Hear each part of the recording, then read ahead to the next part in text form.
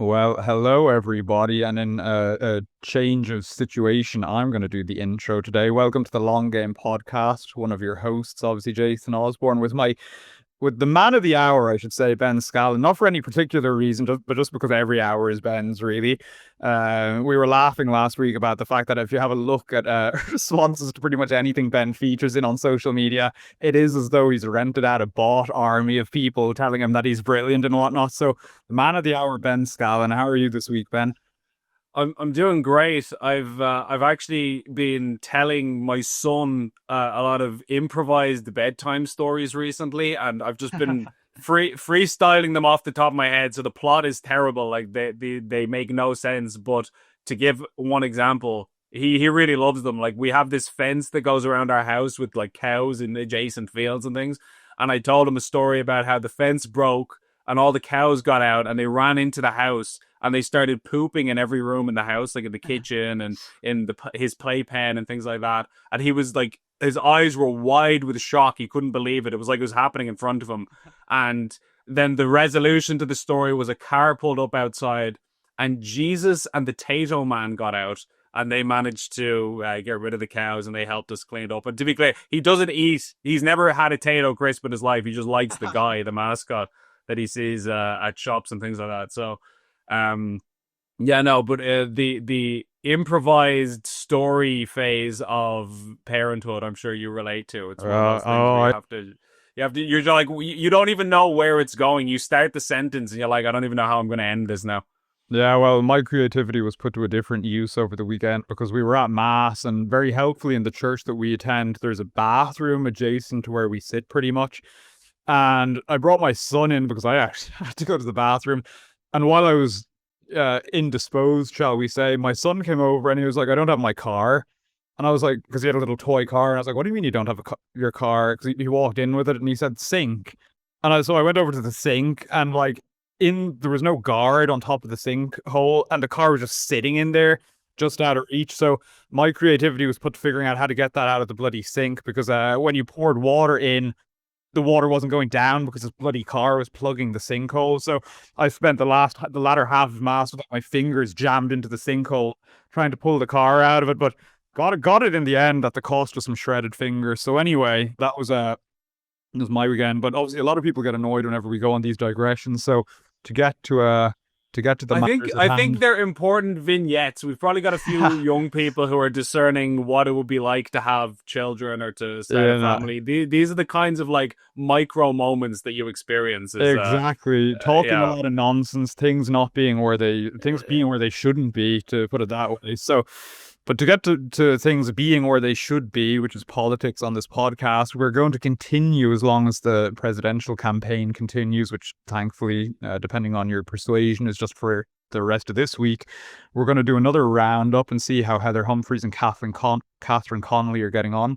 We were also going to talk about the fact that, well, we hadn't exactly figured out how to market this, but the fact that I think the epitome of the, just to speak bluntly, woke madness, which is obviously characterized by the transgender ideology, has not lost its grip in Ireland. There was a couple of examples of that over the weekend that we're going to discuss from Leo Varadkar's article, and it was the Sunday Times it was in, I think, Ben, and Fianna Fáil putting out as promotional material Mary Butler's promotion, I suppose, of transgender ideology. And then last we were going to speak about something of a, well, something humorous, but also probably of cultural value and worth reflecting on, which was the like comical theft of jewels from the Louvre Museum over the course of the weekend. And so, a couple of things to talk about this week, but beginning with the presidential campaign, Ben, what's your beat on where it's at? So obviously the Fine Gael politician that was talking to Gabby, Hmm. sorry, I forget how to pronounce her name, and she told me. I actually asked her, and she told me, and I've still forgotten. So my sincere apologies. But Gabby, he used to work for the Indo, uh, said that she was speaking to a Fine Gael politician about how the campaign is going, and they said we are absolutely effed. So that is the considered opinion of the Fine Gael campaign, and I think that is also the read that most people have of it. The polls indicate that, and also just kind of your intuition when you're testing the temperature, you're feeling a vibe of where the public is at. That's the Yeah. the impression I'm getting, because Catherine Connolly is running away with it. And I'm really intrigued by the sort of panicked tones by some in the media. And I was talking about this morning, how Catherine Connolly, so far as I'm concerned, is no different to Michael D. Higgins. They have the same politics.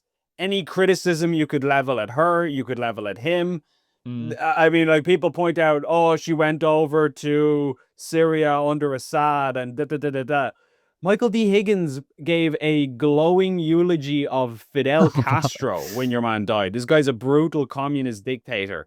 You say, oh, well, she's going to insult and attack our neighbors and our important international partners, and that's not very diplomatic.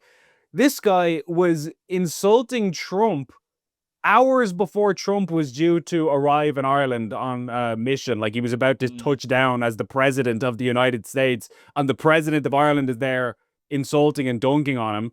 He's said that different NATO countries calling to rearm is like disgraceful and awful and so on. And by the way, you could agree with that. I'm not saying he's necessarily wrong for saying that. I'm just saying that this guy is not very diplomatically subtle, shall we say. He's not using a scalpel to make his point. Like, he Yeah. goes in there like a bull in the china shop. Whether you like that or not is up to you. But anyway, my point is, I feel like there's this whole camp who are acting like, oh my gosh, if Catherine Connolly wins, like, the whole country's going to implode and it's going to be a disaster. And many of those are the same journalists who have done nothing but praise and glaze Michael D. Higgins for years, for basically his entire presidency. So I don't understand how she's a ticking time bomb who's going to destroy the country and he's a superhero when they're essentially identical. I don't grasp what's going on there, frankly.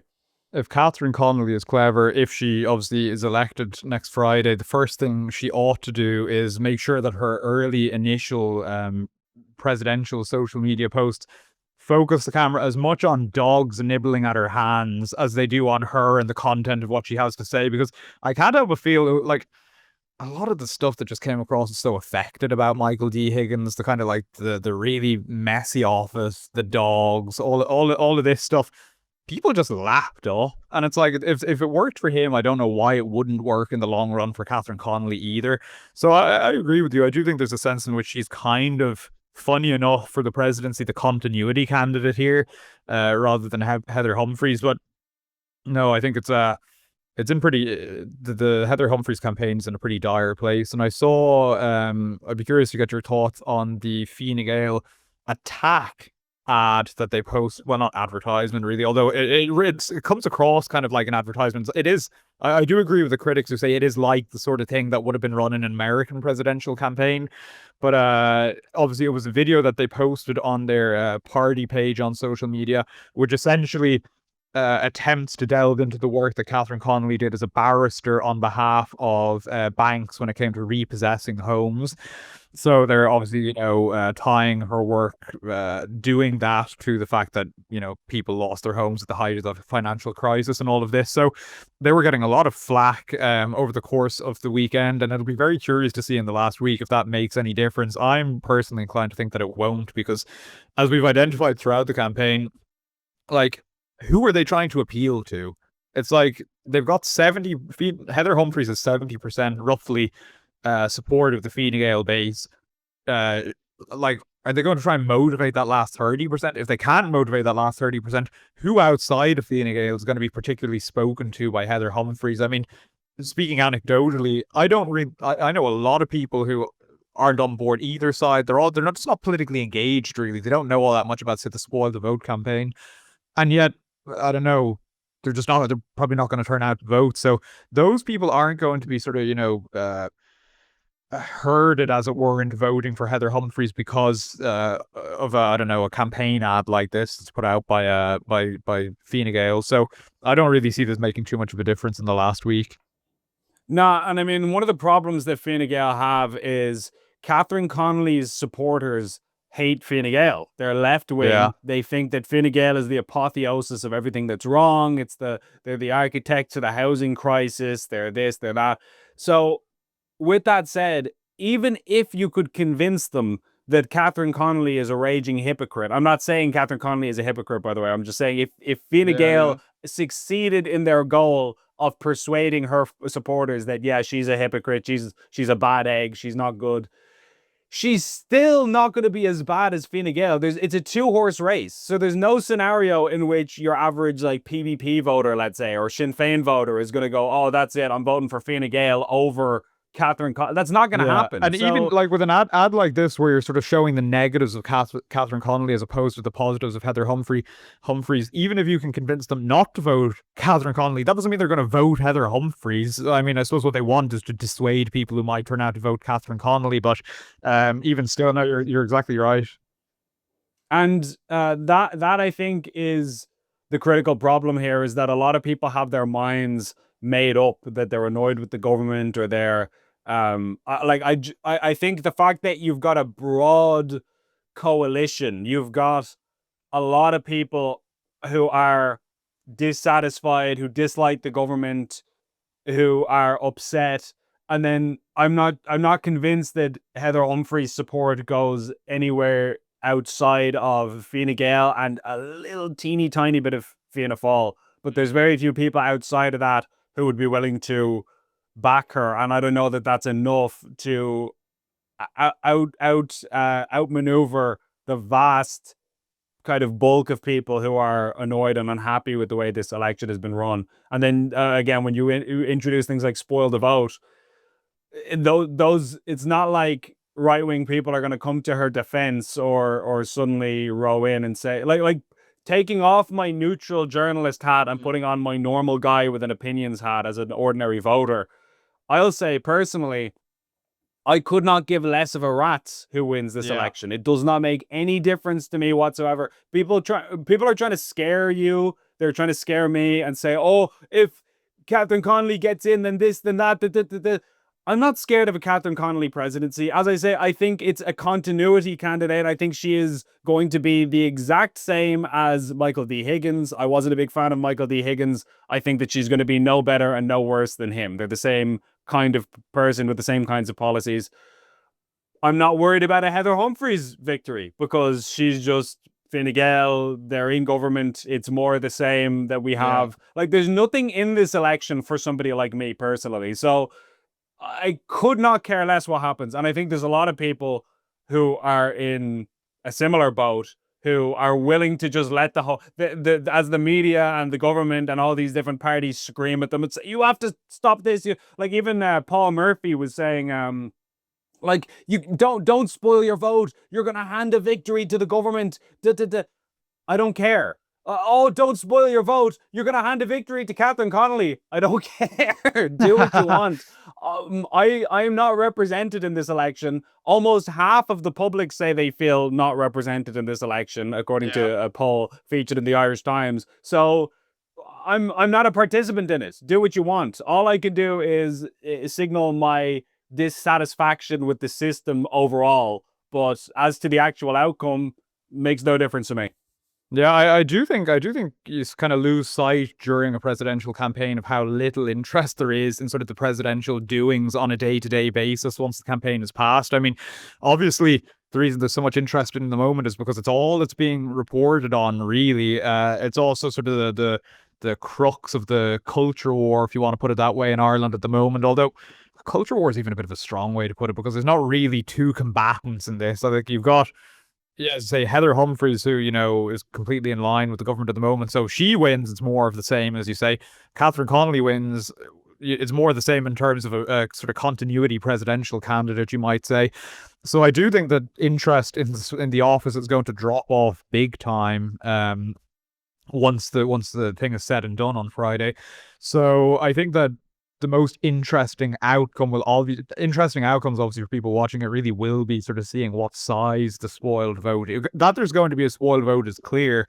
The size of it is going to be potentially you could have a huge news story on Friday if they do manage to get that estimated 6% of the votes spoiled. Like that would be, I think you were looking into it. That would be what the biggest in the history of the Irish state.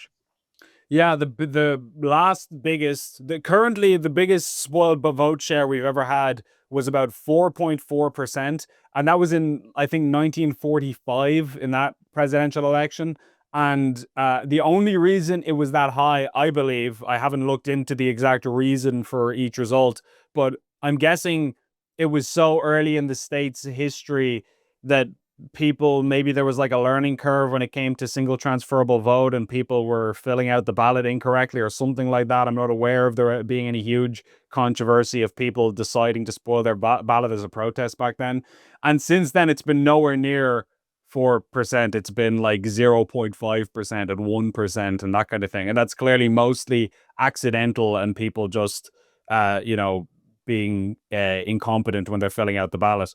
Yeah. So if we ended up seeing 6% or 7% or 8% or even double digits, that would be unprecedented. And I think that would be a headline and worth talking about if that ends up being the Yeah, outcome. and like you have a lot of people obviously calling for that for an outcome like that to collapse the government, and it's like that's grossly overestimating, say, the effect of something like this. This, like so many other things, would just sort of slide off of their back. And I mean, there's also a point to be made, which is that, like, well, why would it collapse the government? Ultimately, it was sort of the party's decisions as to who they wanted to run, and if they ended up proving, grossly unpopular, well, that's kind of an internal party thing as opposed to a service to the public kind of thing, it seems to me.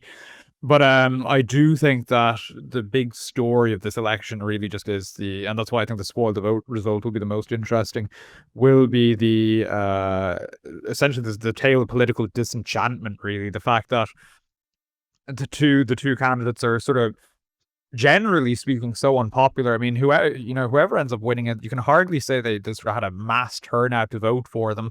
I think the other story will obviously be how many people don't vote at all, which is always an interesting indicator.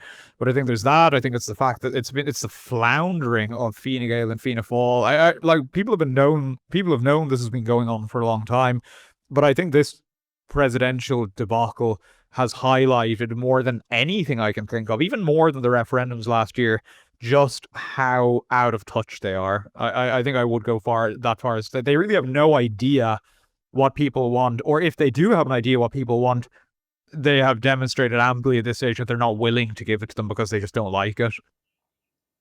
Yeah, and I think that we might be seeing kind of a levee break moment when it comes to the crashing of Fianna Fáil in the polls. Obviously, like if a Fianna Fáil spin doctor was here, if one of their ministers was here, they would say, "Look, it's one poll. Politics is about ups and downs. You see these kind of moments in politics, and that's not. You shouldn't be basing your whole political analysis on that." That's what they would say. Micheál Martin is down 11% in his personal approval Wow. rating in the space of a couple of days. Like, that is shocking. He's now the least popular of the major party leaders as of currently. Who knows, that could change in a week, but that's where we are for the time being. Fianna Fáil have crashed 5% as a party in the wake of the Jim Gavin debacle. And like that's big. You know what I mean? Like, usually these polls come out and you'll see this party is down 1, they're up 2, they're down 1.5. Like, these are the sorts of numbers you see. You don't see 5 and 11% spikes and crashes. So, and by the way, Sinn Féin were the beneficiary of that. Now, I have heard people point out that Sinn Féin always seem to have a big rise in the middle of a government term, and then by the time the election comes around, they've gone way back down because they are the enemies of their own success. So, so that is obviously a factor to be considered. But the point is, Fianna Fáil are in dire straits. We all know this, and their solution to that is to go on social media and have Mary Butler, the government's chief whip, who I don't want to criticize personally here, by the way. I mean, on one hand, you could say, look, you put it out there, you made it an issue of public Yeah, yeah. discourse. So there is a little bit of something to be discussed there. But in general, And I don't like talking to. Sorry, go ahead. I know what you mean. No, I was going to say, I think it's an admirable impulse not to get into it personally, but it's also the case that the content of the clip they put out there is very personal, and she's citing repeatedly her own personal experiences as reasons for pushing policy change and pushing a change in direction for the state. So any criticism, it seems to me, of what they put out there is unfortunately going to have a slightly personal quality. It's just you can be more or less vitriolic about it, and obviously people should be less vitriolic about it. Yeah, I would urge people again, like families are off limits. I think we should all right thinking people agree. So don't be too harsh, or don't be going after people's families in your criticisms. Like I'd like to keep it about policy issues and government stances on various public policy matters. But with that said, Mary Butler was gone on the Week in Politics to talk about how she is the mother of a transgender identified individual, and this is why we need more transgender healthcare and support, and transgender people are discriminated against in society, and a big thing about basically Fianna Fáil's support for gender ideology. Yeah. And the Fianna Fáil official account reposted this clip. So not only did Mary Butler say this, but the party as a whole thought this is a good representation of us. We support LGBTQI plus A rights, and we want to make this known to the public in the wake of a calamitous collapse in the polls. And the only reason they're doing this is to effectively cater to people with septum piercings who are radical progressives in college who will never, ever vote for Fianna Fáil and who hate them. These people that you're trying to win over are never voting Fianna Fáil. It's not going to happen, and it hasn't happened historically. So the idea that this is the winning strategy, when in fact the gender issue is like an 80-20 issue, with 80% of people being skeptical of it if you ask them.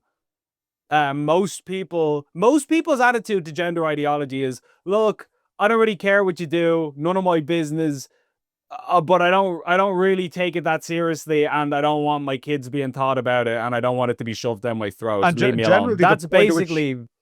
And generally, the point at which they do feel really strongly about it is when, I don't know, it doesn't even reach the sort of critical stage. These are kind of just the logical outflows of this position when you end up having, like, say, men and women's sports generally, or, men looking to use female changing rooms or things like that. So there does come a point at which everyone feels strongly about it. But I agree. Like, I think the normal course of affairs, people just are more or less kind of, hands off. But it's there's this novelist, I don't know if you've read any of his books, Michel Houellebecq. He's a French author, and he writes these like really incisive, I wouldn't say satires, but they're political fiction novels generally based in France. His most famous one is probably that one, Submission, where he sort of theorized about what France would be like if an Islamic candidate became president and started implementing a program of Islamic reform.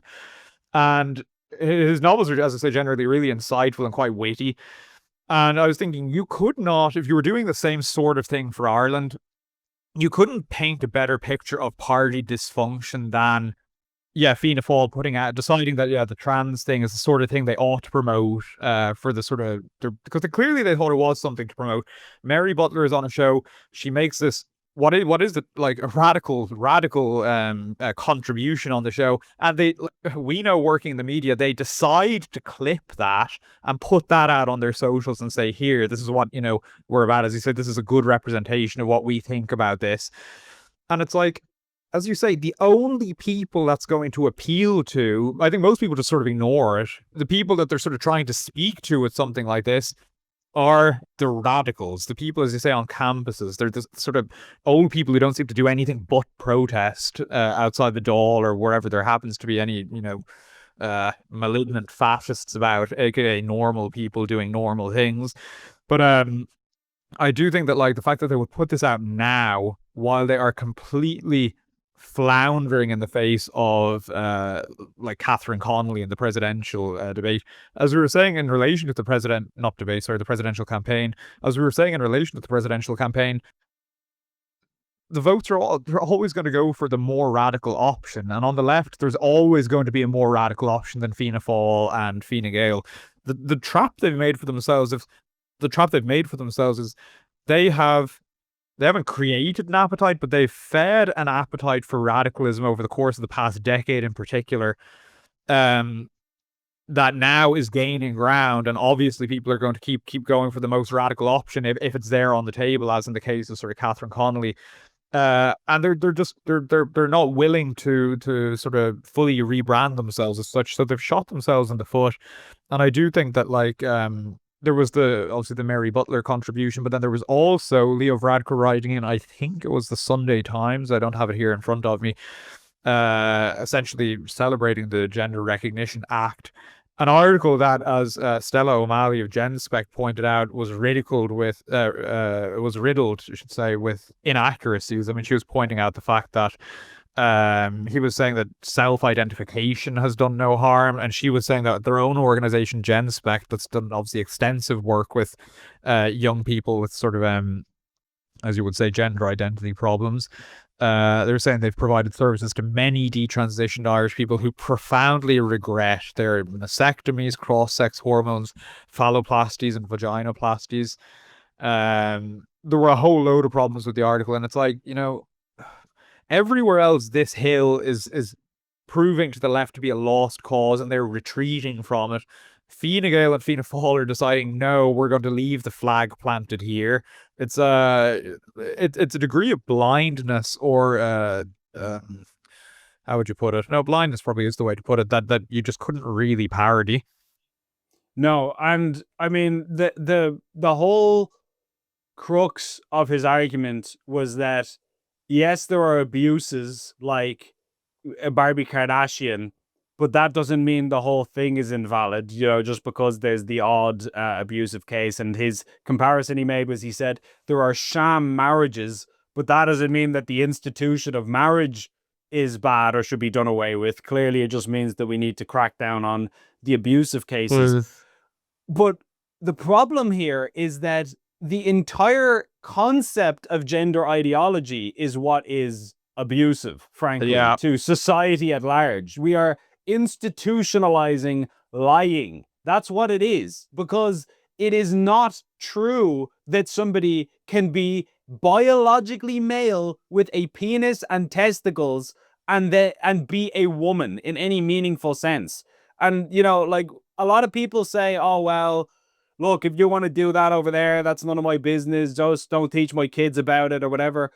And I understand that sort of laissez-faire argument, but you have to realize that in a spirit of compassion and charity for that person, I don't think it's constructive or helpful to indulge delusions, which is what we are doing effectively when we allow this ideology to be given kind of legal recognition. Yeah. And Varadkar has never answered the question. None of them have ever answered the question, because they can't. What is a woman? What is a transgender person? You say, oh, it's somebody who's transitioning from one gender to another.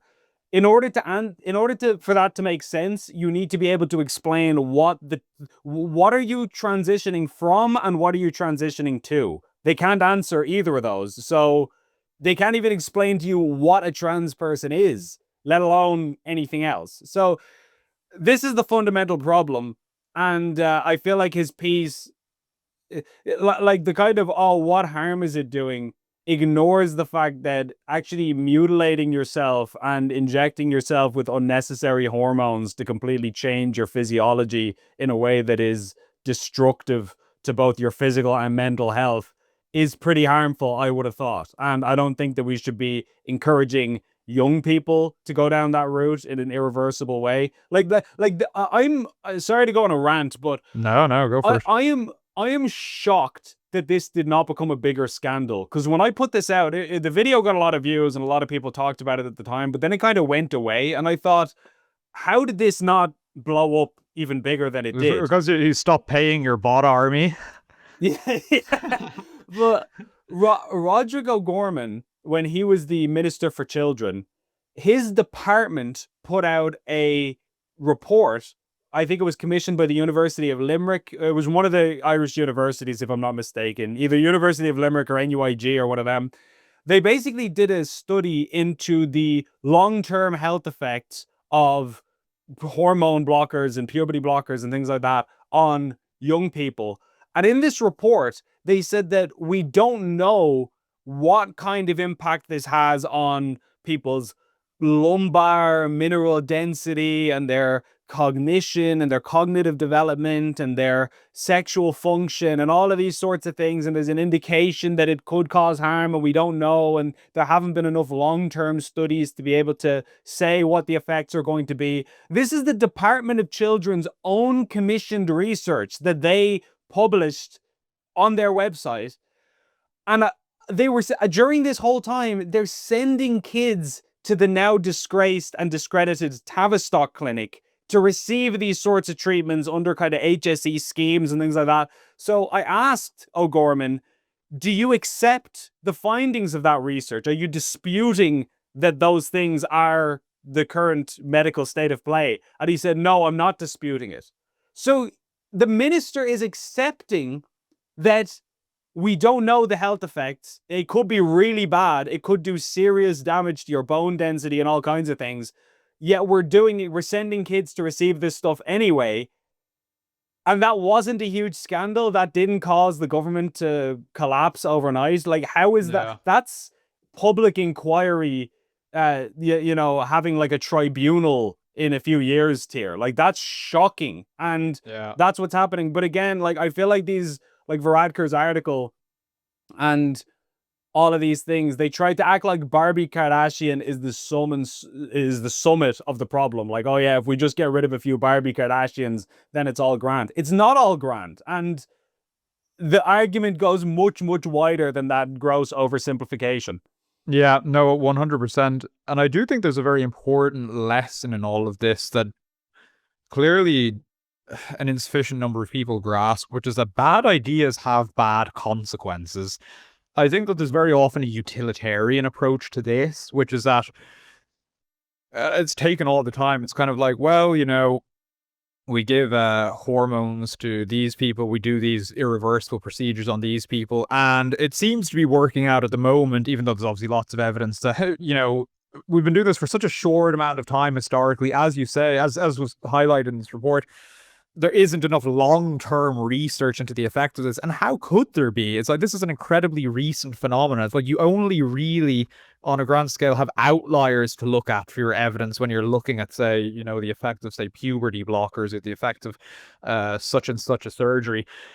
So you only, you're saying, oh, these people are grand, they got this procedure. And it's like, it's number one, it's an extremely short-sighted way of looking at the issue, but number two, it's extremely utilitarian. It's like all you're saying is this seems to be working for this person right now, and it's like that is a rotten fundament to introduce a whole course correction to society with.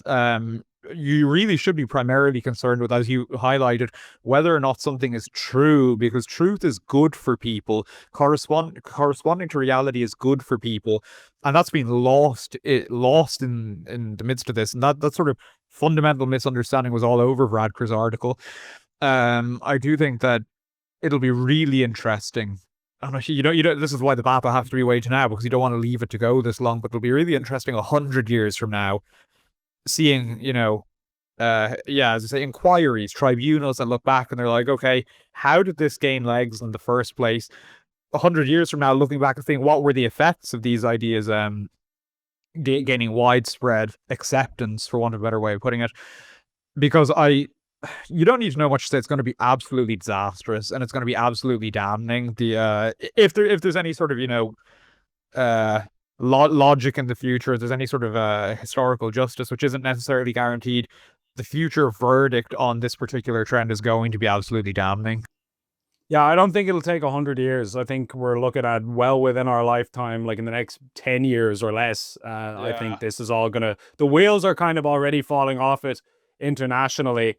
And it's so obviously wrong. I mean, there was this story and people will say, oh, that's just like a freak anecdote. But I think this is immensely relevant that there was a story, I think it was in America, where some weirdo doctor was giving people unnecessary surgeries that mutilated them, blinding Oh, people and taking away amputating people, healthy limbs.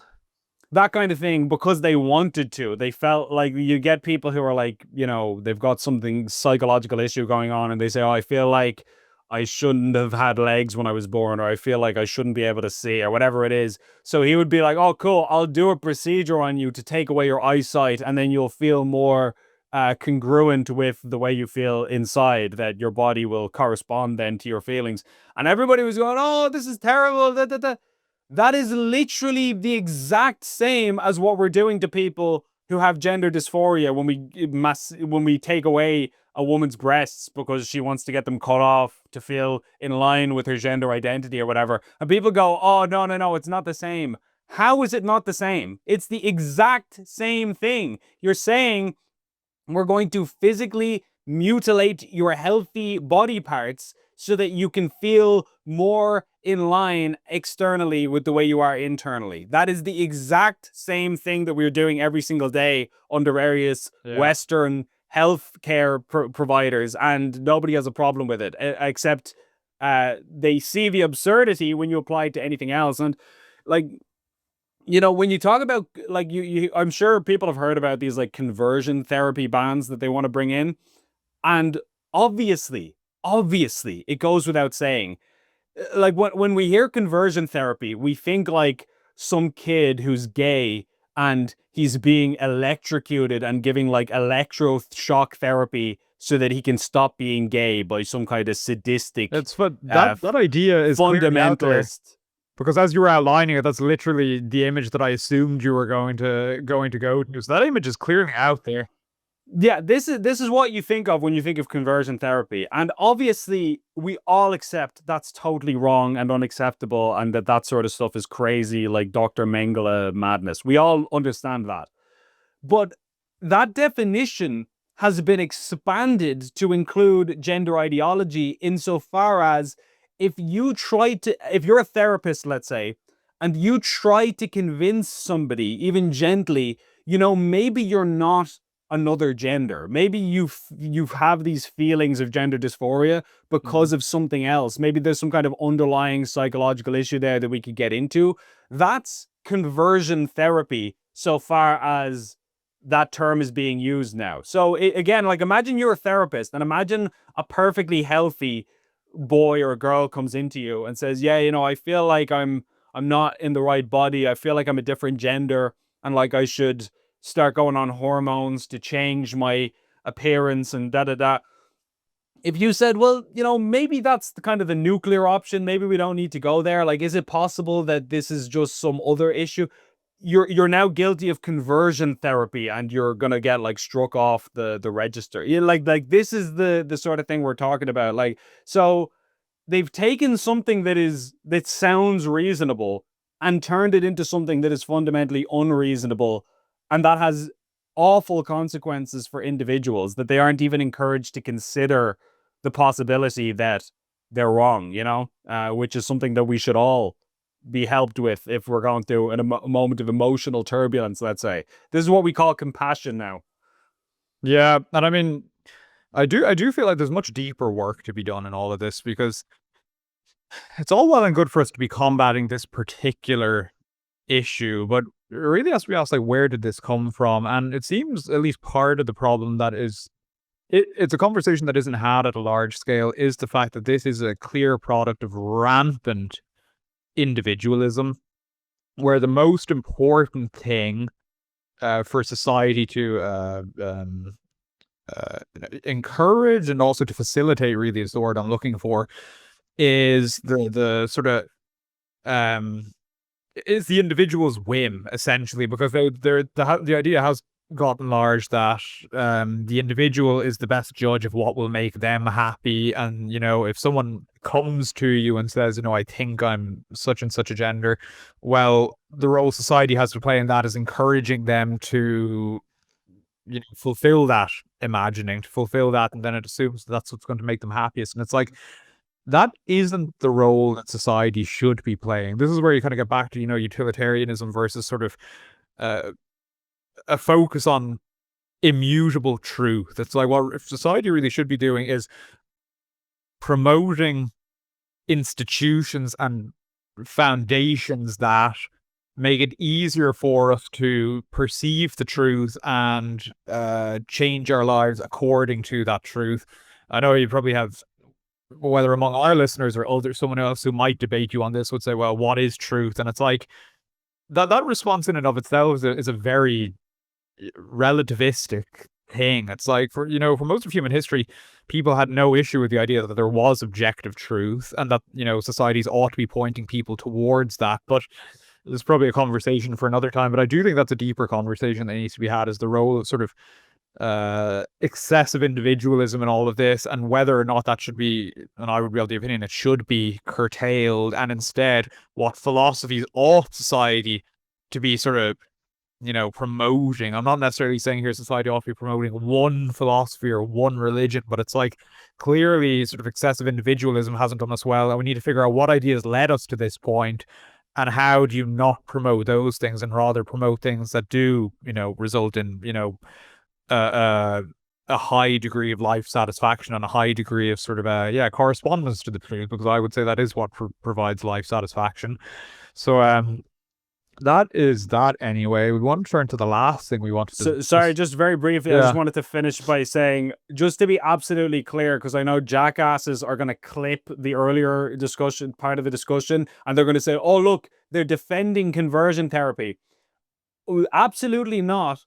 I'm arguing that it is not conversion therapy to try and talk to somebody who feels like they are in a different body and to say, listen, maybe have you considered all of the possible explanations for why you're feeling this way? Maybe you should do some more internal analysis before you jump to the extreme option of cutting off parts of your body. I'm saying that's not conversion therapy, and it's perfectly reasonable for a psychologist to try and talk through somebody. That's not the same as, that's not what as anyway, you understand the point I'm making, but I just wanted to make that clarification that I could just tell that you're going to get jackasses who take part of that out of context and try to make it something else.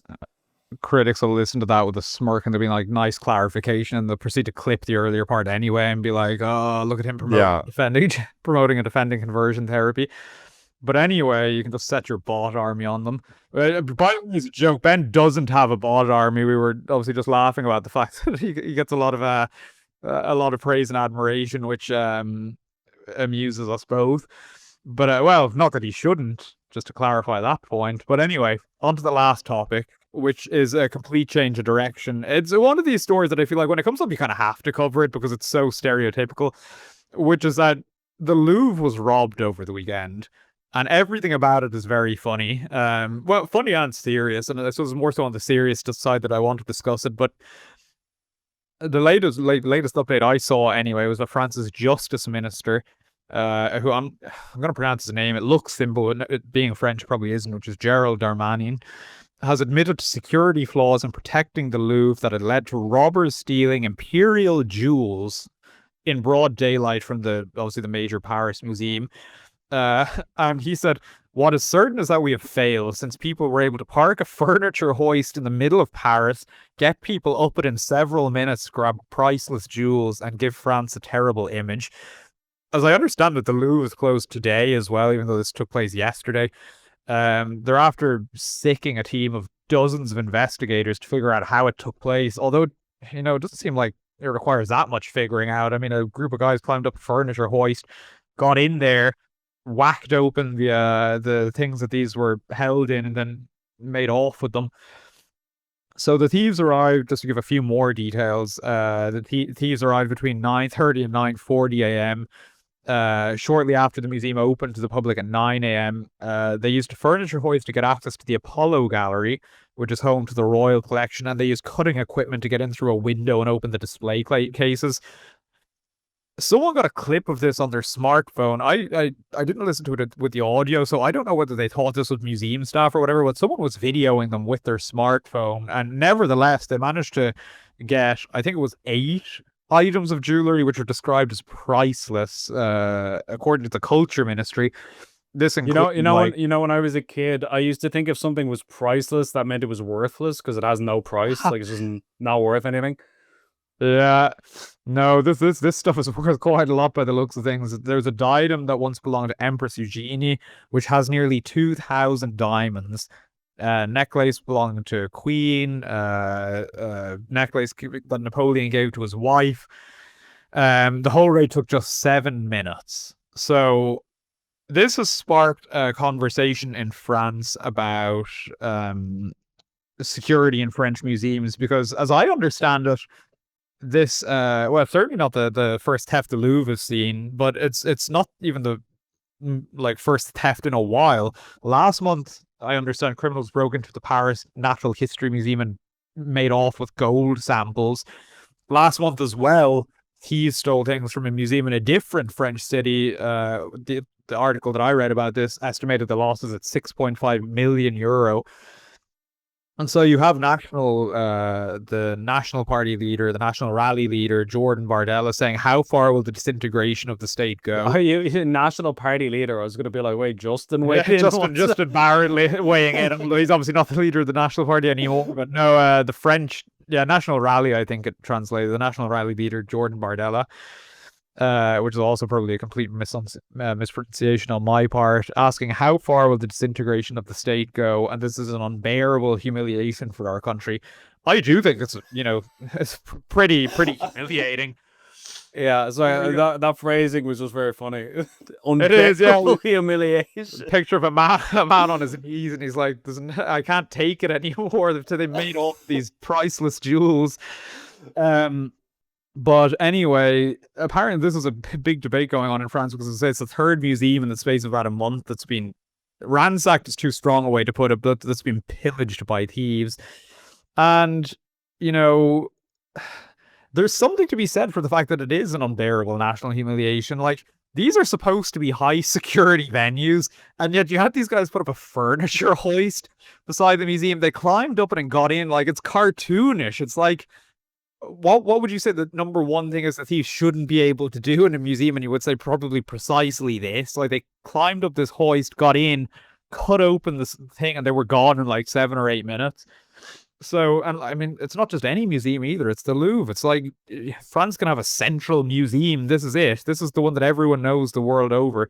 So, hearing about this brought to mind comments by that I think I've referenced him on the podcast before. He is that professor at I think it's the University College London. I might be mistaking that. David Becks in the UK, who has come to some prominence in recent months because he's sort of done the podcast rounds where he was talking about essentially major civic breakdown in countries like England and France being unavoidable. And he was saying things like if he had the government's ear and he were advising them on courses of action, one of the major things he would be recommending them do at the moment, because from his perspective, civil breakdown is unavoidable. And indeed, it's already happening. It's just it hasn't reached a sort of how would you put it? A huge degree of noticeability for a lot of people, although obviously many other people are noticing it. He was saying that one of the things he said would be that he would drive security into cultural institutions and places that house essentially things like the Louvre houses. He was saying that he would make sure there were at the very least plans in place for doing this. At the more serious end of the thing, he was saying that a country that has nuclear weapons should absolutely have plans for taking those to a secure and hidden location in the event that order breaks down. And that's obviously another degree of severity. But I do think it's a really interesting one that, like, France is a Western state. It's one of the world's major states. It's a country that, you don't really need to qualify this. It just is, and that it can't stop thieves from breaking into museums and making off with genuinely irreplaceable things. That is a sign and an indication of where things are at, it seems to me. I don't think it's to make too much of it to say, it's just, it's one of those things. It's a sort of story that comes up every couple of years. It's like when it's the third major robbery from a museum in the space of a month, you're starting to look at, it seems to me, a pattern. And you might want to start asking, well, why is there this pattern and how can we stop it? And things being as they are, if I were French, much like the lead of this national rally leader, I wouldn't have too much. I would be down on my knees too, describing this as an unbearable humiliation because it doesn't seem like very much is being done to stop. But I mean, President Emmanuel Macron apparently said on social media that everything is being done to catch the perpetrators and recover the stolen treasures. Just sounds very much like what we're used to hearing in Ireland about how learnings will be made and this and that. Learnings will be made, indeed. I just appreciate that the criminals are doing real supervillain stuff. Like on a more frivolous note, like when you think of criminals these days, they've really lost their way. Like they used to rob banks and things, and that was kind of cool and cinematic almost. And now they're just selling crack and I selling know. ecstasy to kids and robbing old ladies for their pension money outside the post office and things. Like they're just like low lives. Whereas the idea of criminals descending on a rope like Ethan Hunt and using like a laser cutter to cut the glass and all that kind of thing. I like that they're getting a little bit more ambitious and that now now that we have criminals that are doing that sort of thing, it kind of justifies Batman or Iron Man or somebody like that. Like you've got enough billionaires out there like Elon Musk who are eccentric enough that we might see something like that emerging. On a more serious, sorry, go ahead. I was going to say the image of Elon Musk in a Batman suit will do people no favors. No, yeah. I don't know. Maybe. I feel like if anybody was going to attempt that, it would be him. In fairness, I mean, I think if we're going to attempt it, it'd be Mark Zuckerberg would be wearing those stupid-looking Meta Ray-Ban glasses. Yeah, I was gonna say because Mark's been training jujitsu and stuff, so he's young. So he's got that going for him, but I don't know if he has the charisma to pull it off. So he also doesn't. I sure. can say this as a 5'7" man. He also doesn't have the height to do it. It's like I feel like if I showed up to stop a team of criminals like this, I would laugh at me. Like, what's this? Well, look, they left the doormat to walk out with. You see, if this individual had enough money, they could have like lengthening technology to compensate for that, like or some kind of stilted a suit with like elongated limbs, that kind of thing. But with that said, on a more serious note, yeah, like it kind of just shows that the authorities are almost never as competent as you assume they are. Like you assume that the state is the Leviathan. It's this thing that you can't, Janie Mac, the overwhelming force, you wouldn't want to mess with them. And then you realize, like, I've never committed a crime in my life. I have no interest in ever committing a crime of any sort. But I don't know I don't know if you relate to this at all, but I don't know how many times I've been in this situation where I'm in an area that's supposed to be secure or whatever. And you're looking around and you're like, if I was a scumbag, I could get away with a lot right now. You know what I mean? Like if some lunatic came in here and he wanted to do an attack or whatever it is, I'm not seeing anything that would stop him really. And that doesn't exactly instill confidence. Like the only time I really felt like proper security measures had been taken was when Joe Biden visited Ireland and I was there covering it in a journalistic capacity. And those guys thought of everything. It was crazy, the level of and that was only the stuff you could see. Like every one of us as members of the press pool probably had like 3 guns on us at any given moment from like a window and you can't even see the guy or whatever. And there's like helicopters flying over. There's an army. They have that thing, the Secret Service have where your man, his arm is in his pocket, but it's not actually his arm. It's a fake arm and his real arm is on his gun or like he's got his gun out under his jacket. Is that actually a thing? Yeah, literally, like you'll often see Secret Service agents and they're like this, and this is just prosthetic. This isn't a real arm, and then he's got his real arm holding his gun so that he can shoot you at any moment. I'd feel like a bit of an idiot. A bit of an idiot. I'd just work on a quicker draw. it'd be cool if the other arm works and he can pull out another gun with that as well. So then Yeah, it's you're like a dealing. Doctor Octopus style arm. He pulls in. The guy's got three guns. Yeah, that's the kind of genetically modified soup, like Spider-Man, not like Spider-Man, but as in Spider-Men who have many arms, each one of which is holding a gun. You can shoot Yeah. webs too. Yeah. What was I gonna say though? But That was a total and utter frivolous tangent from the main point, which is to say that there was a real decline in security competence, and that a lot of things, you look at the Louvre and you go, oh yeah, there's no way you're getting into the Louvre. Yeah, you are, to be honest, if you wanted to. Like, oh, you look at like a government building or whatever, you're like, oh yeah, you'd never get in there. You yeah, probably could. You could probably just hop the fence and run and you'd get pretty far. You know what I mean? Like, yeah. and that's very unfortunate that we're at the point now where Well, what I um do think things like this reveal, and the point you're making here, is that people are going to come to learn, and I do hope that, like, I'm not going to be fatalistic about this. I do think that things have been better or worse throughout human history. I am of the opinion that there's nothing new under the sun, to put it that way. But I do think that we're heading in a direction currently, um, in which we're coming to understand that it wasn't actually super police forces, extraordinarily well equipped police forces, that kept society safe, while societies were, sort of experiencing lower levels of crime. I think that people are coming to understand it was actually high trust that kept society safe, and the fact that you could expect that the vast majority of people were going to act in a law-abiding manner, which allows the authorities then to focus their attention on those who aren't, going to act in a law-abiding manner.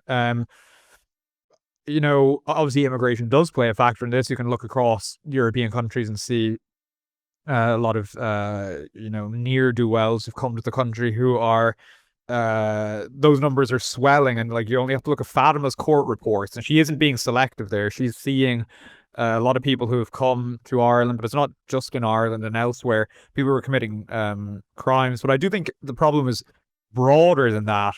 It's a general. I think it's much broader than this, and I think that people who variously describe themselves as being on the right or anti-establishment always. They don't always downplay this factor, but they don't speak about it as readily as they speak about immigration, which is the degradation of important social institutions, which kind of ties back into the point that we were making earlier, which is like the breakdown of authority, the breakdown of the family, all of these fundamental things that do allow for the expansion of lawlessness. And as lawlessness expands, it's like naturally, like the authorities are finite. There's only so much they can do.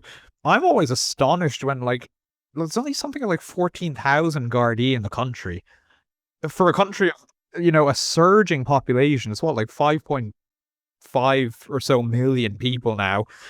If the trends that we're seeing continue, not just in Ireland, obviously, but elsewhere, naturally the authorities are going to be outmatched at some point. So anyway, don't want to go on too much of a tangent, but I do just think that this isn't just some frivolous, even though there are funny elements of it that can be sort of dismissed. I do think that it would be well advised for countries to sort of beef up security at heritage sites like the Louvre, and to make sure that they, even if they don't need to do so right now, at the very least to make sure they have plans in place for safeguarding genuinely priceless things.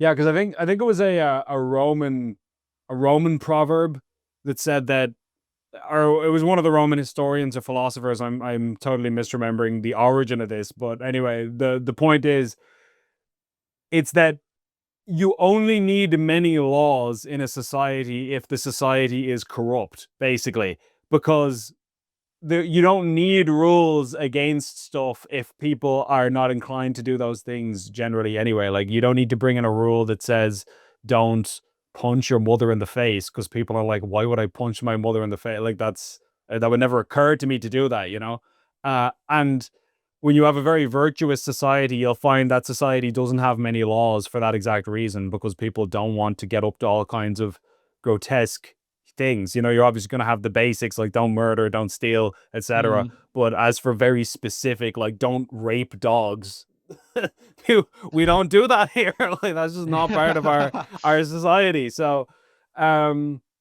Yeah, so from that perspective, adding on to what you said, like we talk about the decline in law and order in Ireland, and obviously that has been something that we've observed. But generally speaking, you can walk up the road without getting killed. You can walk up the road without getting, robbed in most parts of the country, and that's all policed by a tiny, tiny force. Like the Irish Defence Forces is tiny. The police is a tiny force relative to the millions and millions of people who inhabit the society. And that's true of every country in the world. Mm. And so a civilized society relies largely on people self-enforcing, and it's a very good thing that we do self-enforce. Like the reason I don't litter is not because there's a guard standing behind me with a taser pointed on my back saying don't litter. It's because I'm a civilized person and I don't want to litter. And the same is true for you and everybody watching Yeah. this. The real MVPs are those people who stand around with their smartphones saying, "Look at this Egypt, look at him." Yeah, yeah. Actually, not to totally derail the conversation, but Karens get made fun of. And obviously we've all seen absurd videos of Karens where they're like doing stupid stuff and they're giving out about something that's nonsense. Okay, like that's fine.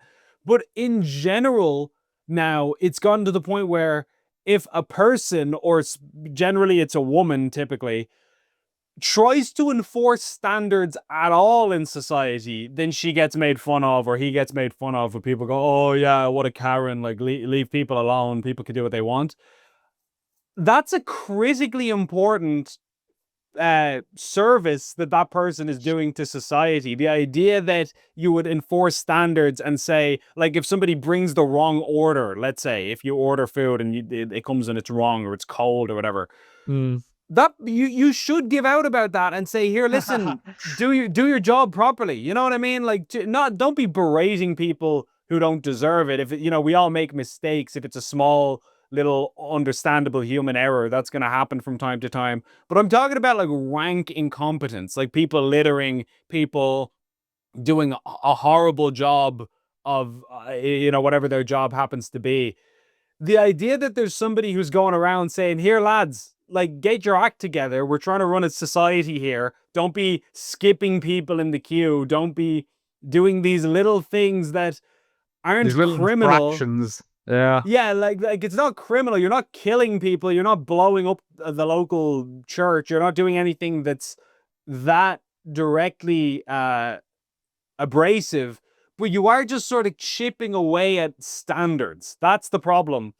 And so the idea that people would go around and say, here, listen, don't play music loud on the bus. Don't be swearing in front of children. Don't do any of these things. That's a good thing. And we shouldn't shame people for that. In defense of the Karen, that's what we're Totally. going to title this episode. Yeah, no, but I agree entirely. But anyway, without further ado, I think we'll draw to a close there for the week. Thank you for an enlightening discussion as ever, Ben, and we hope as ever you all enjoyed that, and we thank you as always for your support. And unless you have anything to add, Ben, we're very much look forward to speaking to everyone again next week. See you all next week. God bless. God bless.